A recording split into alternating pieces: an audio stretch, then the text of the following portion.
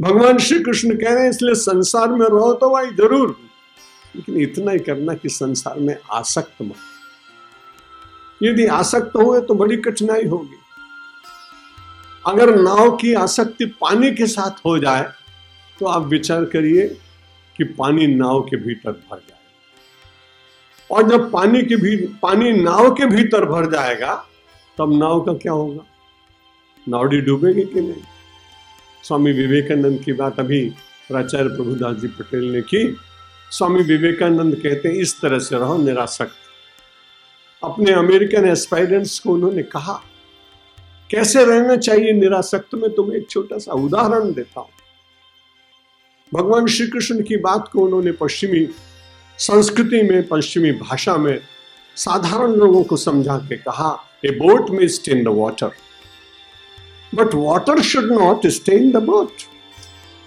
An aspirant may stay in the world, but world should not stay in the heart of an aspirant. ये अनासक्ति।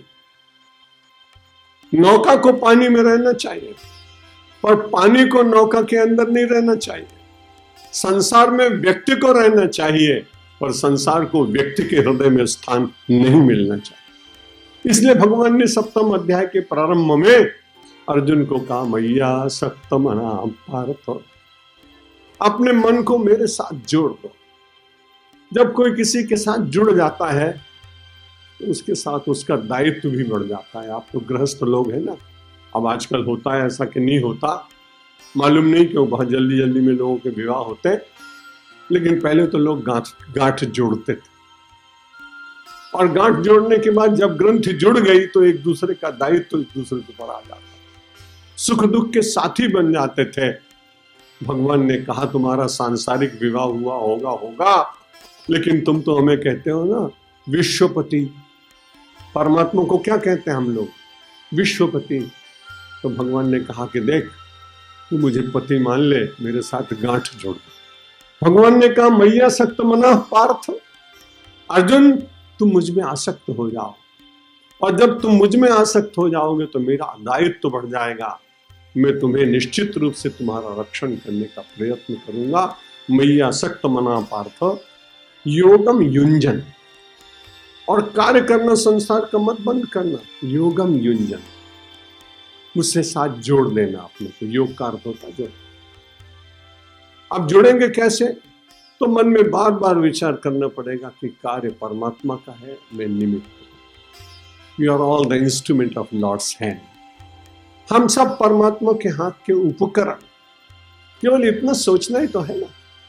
धीरे धीरे अभ्यास करेंगे तो धीरे अभ्यास हो जाएगा, और जब आपको ऐसा लगेगा तब धीरे से अपने आप कर्म की शुद्धि हो। आपको जाने बिना भी कर्म की शुद्धि होगी, और यदि कुछ अघटित घट जाए तो आपको बहुत पीड़ा भी नहीं होगी। राजस्थान के भवानी मंडी नाम के स्थान पर एक बहुत बड़ी जिनिंग फैक्ट्री,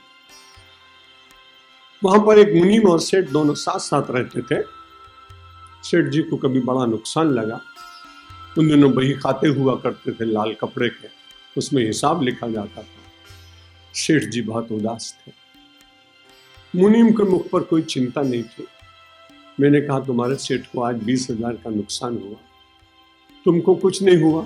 उसने कहा महाराज जो सेठ बनकर रहेगा उसको दुख होता है, जो मुनीम बनकर रहेगा उसको क्या दुख होने वाला। अगर संसार में सेठ बनकर काम करोगे तो दुखी होगे, और मुनीम बनकर काम करोगे कि मैं तो परमात्मा सेठ है, मैं तो मुनीम हूं। और इस प्रकार का विचार यदि मानव के जीवन में रहा तो कार्य तो होगा, लेकिन कार्य की निष्पत्ति में जो कुछ अनुकूल प्रतिकूल होने वाला है उससे आप बहुत प्रभावित नहीं। क्योंकि इस देश की संस्कृति की सबसे बड़ी जो बात है वो तो केवल एकमात्र है, समत्वम योग उच्चते, समता में जीवित रहना। और इस समत्व योग का जिसे स्थित प्रज्ञ दर्शन कहा गया है, महात्मा गांधी जी रोज पाठ करते। जितने बड़े अच्छे पुरुष हैं वो स्थित प्रज्ञ दर्शन का पाठ करते हैं, और उसमें समत्व आता है। मैया सख मना पार्थ योगम युंजन मदाश्रया, इसलिए मदाश्रित हुए। भगवान आ गए हैं। द्रौपदी से चर्चा हो रही है। अब दुशासन ने देखा कि देखें ये क्या करते हैं। चीर उसने खींचना शुरू किया, चीर खींचने शुरू किया, वस्त्र समाप्त तो नहीं हो रहा है, थक गया, निराश हो गया, दुखी हो गया। जय जयकार भगवान की होने लगी। महर्षि वेदव्यास ने दृश्य देखा और श्रीमद् भागवत में लिखा, विधीयते यदुनंदनेन नापेक्षते तत्र सहाय शक्ति, पांचाल बालांचल दीर्घताया न तत्र तंतु न च तंतु आया। ये मदाश्रय एक शब्द का अर्थ। द्रौपदी जब मदाश्रित हो गई, परमात्माश्रित हो गई, तो उसके बाद भगवान का काम शुरू हुआ। विधीयते यद यदुनंदनेन, जिसे स्वयं यदुनंदन करना चाहे, नापेक्षते तत्र सहाय शक्ति, उनको किसी की सहायता की जरूरत नहीं पड़ती, उनका कोई पर्सनल असिस्टेंट को बुलाना नहीं पड़ता है, उनको अपनी पर्सनल सिक्योरिटी नहीं रखनी पड़ती। भगवान जो करना चाहते हैं वो स्वयं अकेले ही करते हैं। विधीयते यदि यदुनंदनेन नापेक्षते तत्र सहाय शक्ति, वहां सहायता की जरूरत नहीं। देखा नहीं आपने? पांचाल बालांचल दीर्घताया, पांचाली के अंचल को बढ़ाने के लिए न तत्र तंतु हो, वहां कोई जुलाहा नहीं है, वहां कोई कपड़ा मिल नहीं है, वहां कोई वीविंग मिल नहीं है। न तत्र तंतु न च तंतु आया, न कोई बुनकर है और न कोई धागा है, लेकिन साड़ी बढ़ती चली गई, क्योंकि उसे श्री कृष्ण ने अपने मदाश्रित के ऊपर कृपा करके उस वस्त्र को इतना बढ़ाया कि हमारे तो कई संत कवियों ने कहा कि भगवान का एक नया अवतार हुआ।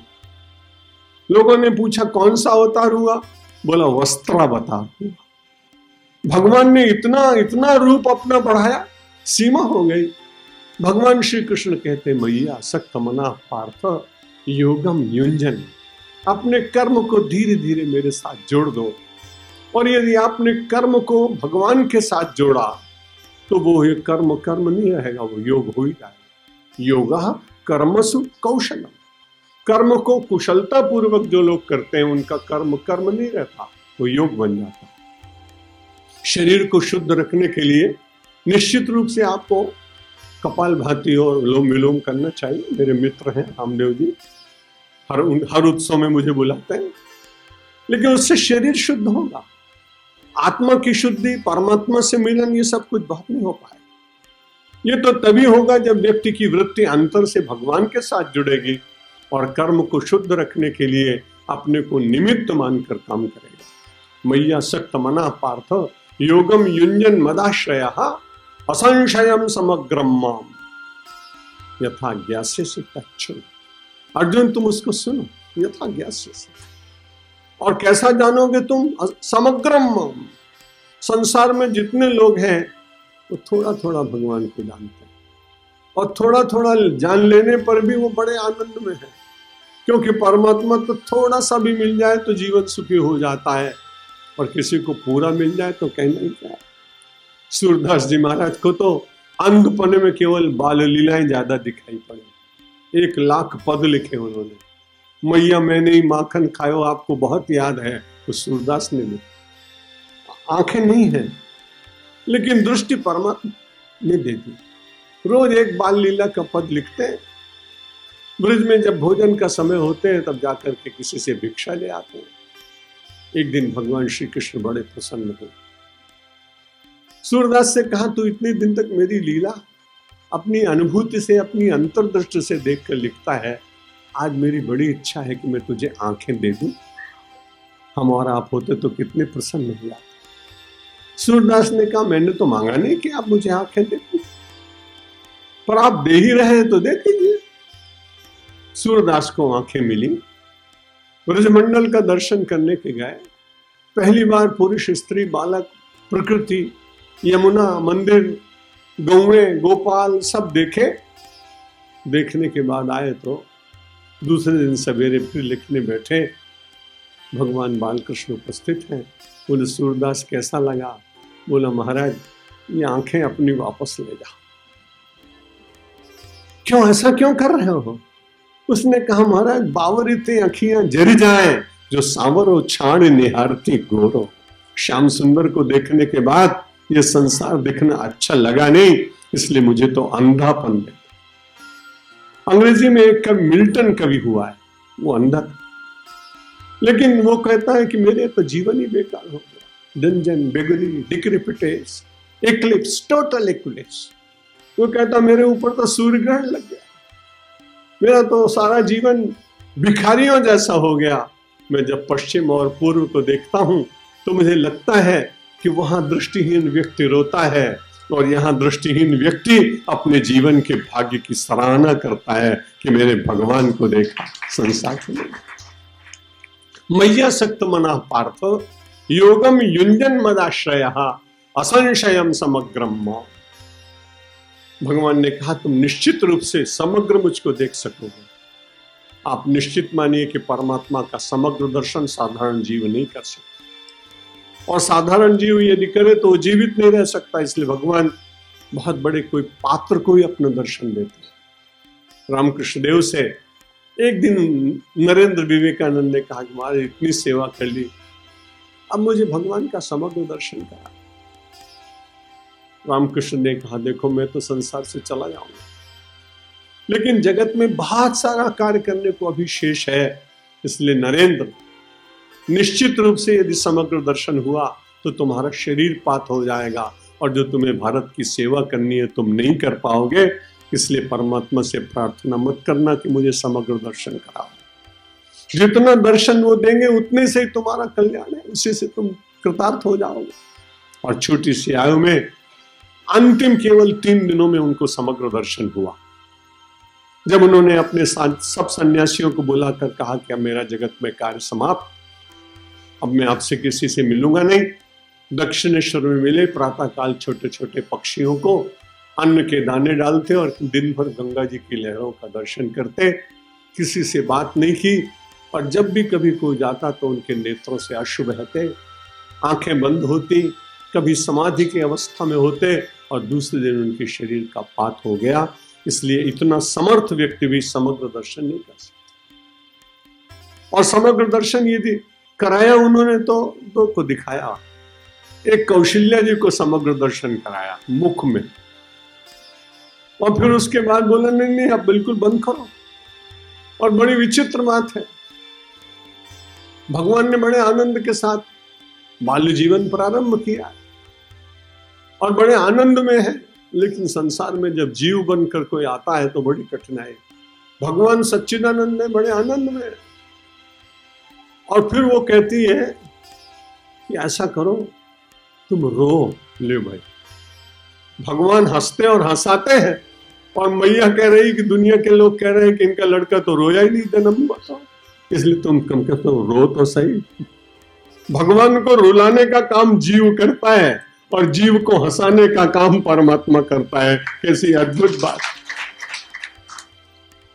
माता पुनि बोली सोमति डोली तजौ तातिया रूपा की है शिशु लीला परम अनुपा,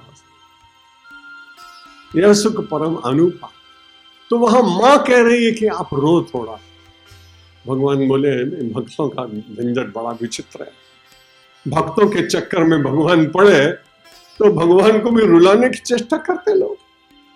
लेकिन फिर भी कृपा करके भगवान राम अयोध्या जी के उस आंगन में जहां वो घूम रहे हैं, भोजन करते हुए चलते हैं, एक दिन माता जी को दर्शन कराया तो सारा संसार दिखाई पड़ा, समग्र विश्व। उन्होंने कहा कि नहीं मुझे तुम्हारा यही स्वरूप अच्छा लगा।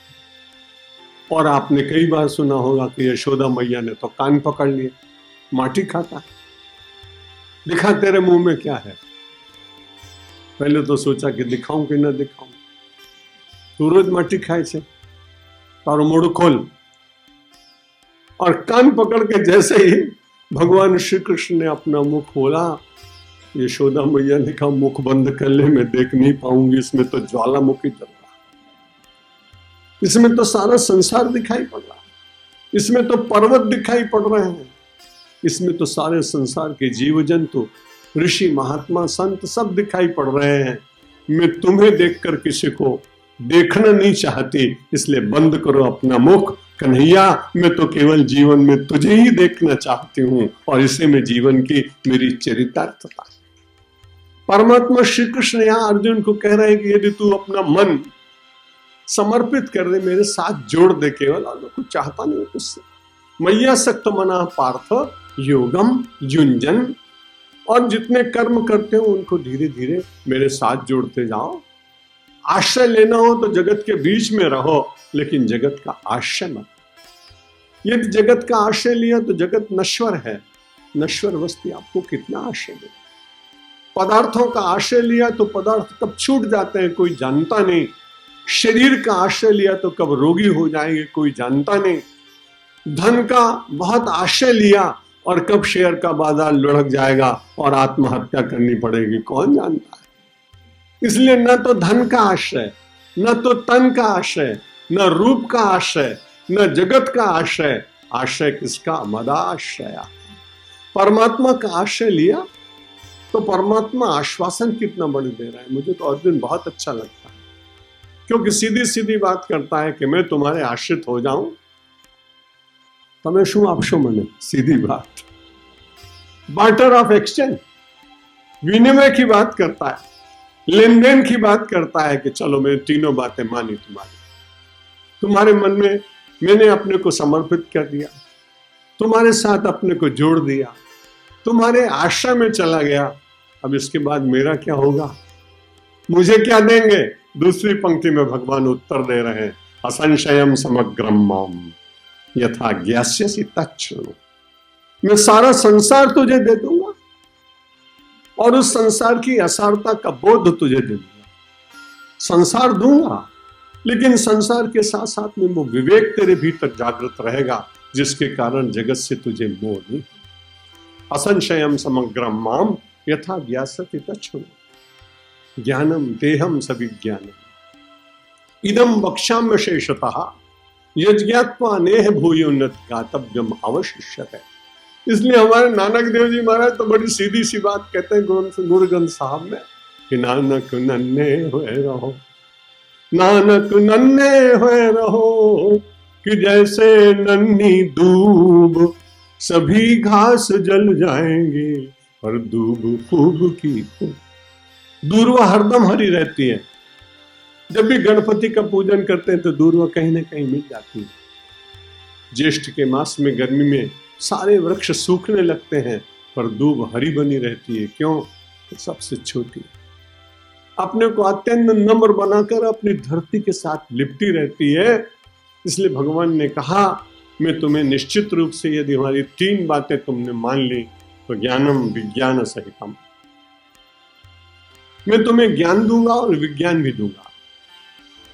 और सबसे बड़ी बात लाभ ये होगा, ज्ञानम तेहम सविज्ञानम इदम वक्ष्यामि अशेषतः। अशेषतः पूरा पूरा। भगवान संसार में पूरा पूरा देते हैं। दुनिया में आदमी देता है तो थोड़ा थोड़ा देता है, संसार के लोग थोड़ा थोड़ा देते हैं। और मेरे भगवान श्री कृष्ण आप कैसे श्रेष्ठ हैं, तो आप कहते हैं वक्ष्यामि अशेषतः। मैं खाली हो जाऊं तो हो जाऊं, चिंता नहीं अर्जुन, पर तुझे धनी बना दूंगा। मैं गरीब रह जाऊं तो कोई चिंता की बात नहीं, पर तुझे सेठ बना दूंगा। परमात्मा के अतिरिक्त कोई सामान्य व्यक्ति को सेठ बनाएगा? एक सेठ दूसरे सेठ को देख नहीं सकता, उसके साथ प्रतिशोध चलता है, प्रतियोगिता चलती है, कंपटीशन चलता है, चल कपट चलता है। लेकिन मेरे भगवान जिसको सेठ बनाते हैं उसको सब कुछ देते हैं, और उसको बनाते समय अपने को तो लुटा देते हैं। इस गुजरात को कौन भूलेगा, इस द्वारिका को कौन भूलेगा, जहां संसार का सबसे बड़ा सेठ दुनिया के सबसे बड़े दरिद्री व्यक्ति को अपने सोने के सिंहासन पर बिठाता है और उसके चरण धोकर अपने जीवन को धन्य बनाता है। अशेषतः सब कुछ दे दिया। वो तो अगर रुक्मिणी ने हाथ न पकड़ लिया होता तो द्वारिका भी गई होती। तो रुक्मिणी ने कहा कि सब कुछ तो दे दिया, अब सुदामा बनना है क्या? मारू शो थशे। मुझे छोटी थोड़ी बात गुजराती बोलने में अच्छा लगता है। तो भगवान ने रुक्मिणी ने रोका, भगवान नहीं रुके। अर्जुन को भी भगवान यहां कह रहे हैं ज्ञानम ते हम सभी ज्ञानम, मैं तुझे ज्ञान भी दूंगा और विज्ञान भी दूंगा। ज्ञान का अर्थ होता है जानना, विज्ञान का अर्थ होता है उसके भीतर जो रहस्य है उसको प्रकट करके और उसके भीतर की बात जान। हम सब लोगों को मालूम है कि अग्नि में बड़ी शक्ति है, लेकिन इतना जान लेने मात्र से काम नहीं चलता है। भूख लगी हो और अग्नि का सारा ज्ञान आपने पढ़ा हो तो खाली जानने से नहीं होगा।